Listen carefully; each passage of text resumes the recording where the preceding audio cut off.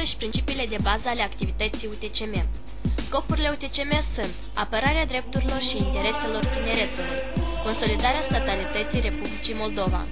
concursul la construcția socialismului, unei societăți a echității sociale, umanismului, progresului social și păcii civice, educarea tineretului pe baza principiilor de patriotism, internaționalism și democrație, concursul la procesul de integrare europeană a Republicii Moldova. Sarcinile UTCM sunt acordarea sprijinului în apărarea și realizarea drepturilor și libertăților, în crearea condițiilor decente de trai, studii și muncă pentru tineretul din Republica Moldova, elaborarea concepțiilor și programelor de protecție socială, economică și juridică a tineretului și aducerea contribuției la realizarea lor,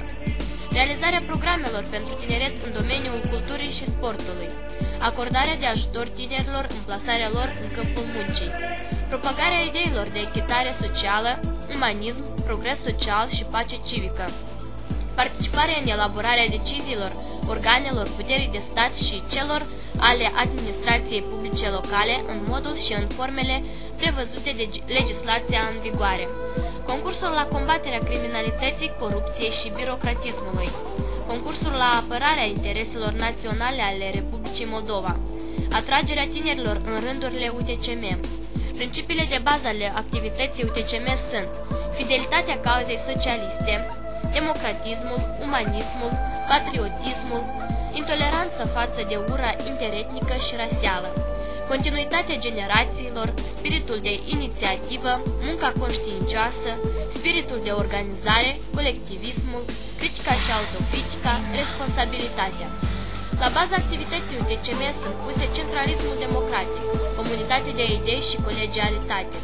eligibilitatea tuturor organelor UTCM de sus până în jos, responsabilitatea organelor elective ale UTCM și a membrilor acestora în fața propriei organizații și în fața organelor ierarhic superioare, prezentarea regulată a dărilor de seamă. Caracterul obligatoriu al deciziilor organelor ierarhic superioare ale UTCM,